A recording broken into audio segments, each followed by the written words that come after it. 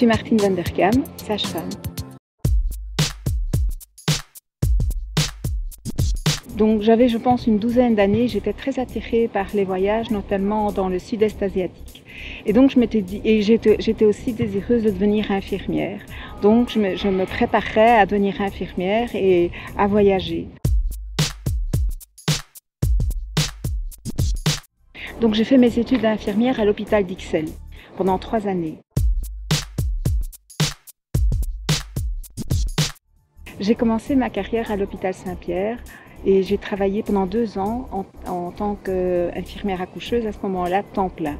Puis après ça, je suis partie dans une maison maternelle où j'ai travaillé pendant 3 ans. À ce moment-là, je venais d'accoucher d'un petit bébé et donc j'ai repris mon poste à l'hôpital Saint-Pierre, mais en travaillant part-time, en mi-temps. Puis au bout de quelques années, j'ai repris progressivement un timing plus important au niveau de l'hôpital et conjointement à ça, j'ai commencé à faire des formations.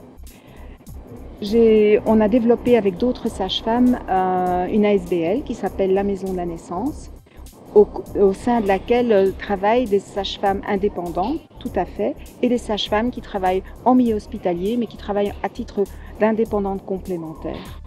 Puis le temps passant, au sein de l'hôpital, on m'a demandé de travailler au sein d'une petite ASBL qui dépend de l'hôpital Saint-Pierre et qui s'appelle Aquarelle.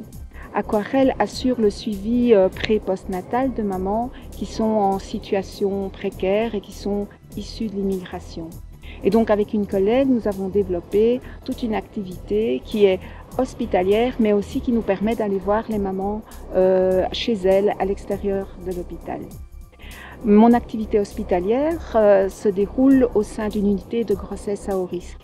Et donc ça me permet d'avoir comme ça une grande richesse d'activités au sein même de l'hôpital et en tant qu'indépendante complémentaire.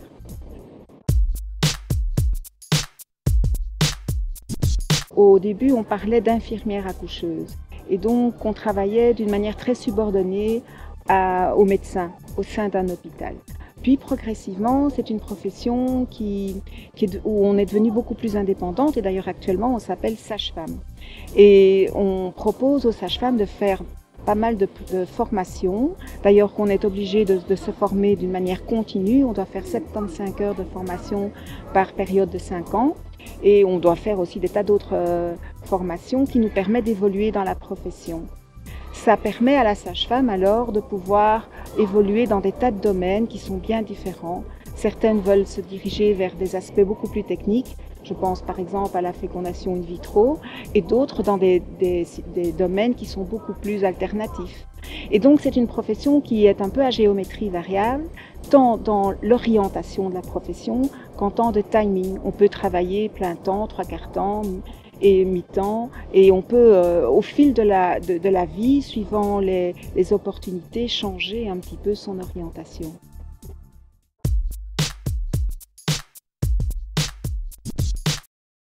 Je pense que c'est un merveilleux métier qui permet de développer plein de compétences. On peut évoluer dans des tas de milieux.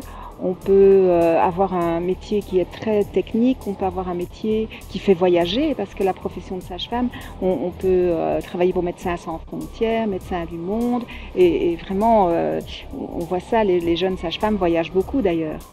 On peut aussi, au fil de sa vie familiale, travailler temps plein, travailler mi-temps.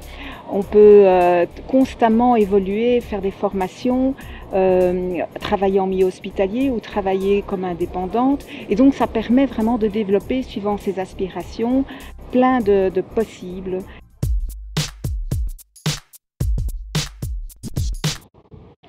Je pense que d'abord il faut aimer les gens. Il faut avoir le contact facile, et après ça, développer son métier de la manière dont on a envie, faire des recherches, voir un petit peu ce qui nous convient et le faire le mieux possible.